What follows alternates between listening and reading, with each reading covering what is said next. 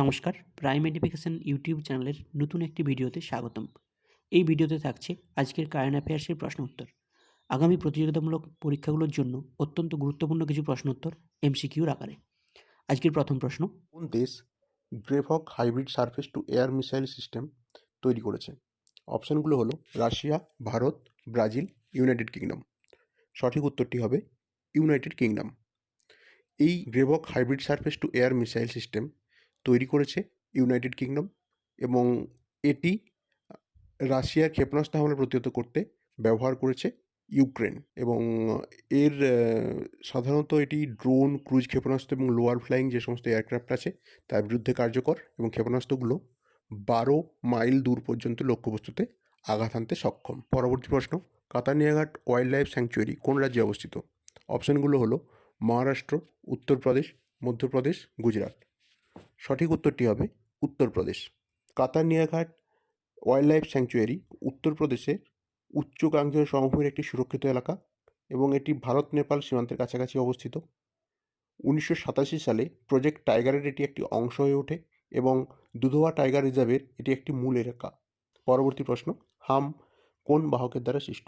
অপশনগুলো হলো bacteria, virus, ছত্রাক, প্রোটোজোয়া। সঠিক উত্তরটি হবে ভাইরাস।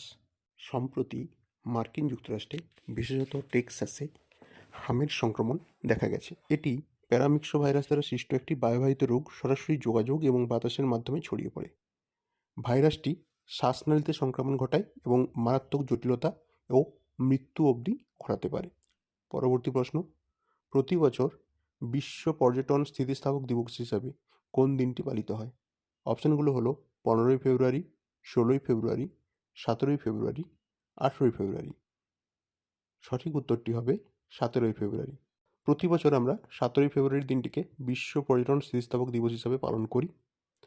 দিনটি একটি শক্তিশালী পর্যটন শিল্পের গুরুত্বের উপর জোর দেয়। পর্যটন এমন একটা বিষয় যা প্যান্ডেমিক্স, অর্থনৈতিক সংকট এবং জলবায়ু পরিবর্তনের ফলে ক্ষতিগ্রস্ত হতে পারে। 2025 সালে জাতিসংঘ জলবায়ু সংরক্ষণশীল পর্যটনকে এগিয়ে নিয়ে যাওয়ার জন্য বিভিন্ন পদক্ষেপ নিয়ে বিশ্বব্যাপী আলোচনার আয়োজন করেছে। পরবর্তী প্রশ্ন, ব্রিক্স শিখর সম্মেলন আয়োজক কোন দেশ? অপশনগুলো হলো রাশিয়া, ব্রাজিল, চীন, ভারত। সঠিক উত্তরটি হবে ব্রাজিল। ব্রাজিল 2025 সালের 6 এবং 7ই জুলাই রিও ডি জেনেরিওতে ব্রিক্স শিখর সম্মেলনের আয়োজন করবে। ব্রাজিল, রাশিয়া, ভারত ও চীন 2009 সালে ব্রিক্স প্রতিষ্ঠা করে। 2010 সালে দক্ষিণ আফ্রিকা ব্রিক্সে যোগদান করে। এই জোটের মোট 11 জন সদস্য রয়েছে। সদস্যগুলো হলো ব্রাজিল, রাশিয়া, ভারত, চীন, দক্ষিণ আফ্রিকা, সৌদি আরব, মিশর, সংযুক্ত আরব আমিরাত, ইথিওপিয়া, ইরান এবং ইন্দোনেশিয়া। আজকের মতো কারেন্ট অ্যাফেয়ার্সের পর্ব এ পর্যন্তই। পরবর্তীতে ডেইলি কারেন্ট অ্যাফেয়ার্সের নতুন একটি পর্ব নিয়ে আমরা হাজির হব। যদি ভিডিওটি ভালো লেগে থাকে তাহলে লাইক এবং শেয়ার করুন।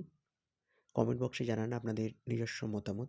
যদি প্রথমবার এই চ্যানেলটিতে এসেছেন তাহলে চ্যানেলটি সাবস্ক্রাইব করে রাখুন এই ধরনের নিত্য নতুন ভিডিও পাওয়ার জন্য। আর হ্যাঁ, পাশে থাকা বেল আইকনটি প্রেস করতে ভুলবেন না। Thank you for watching.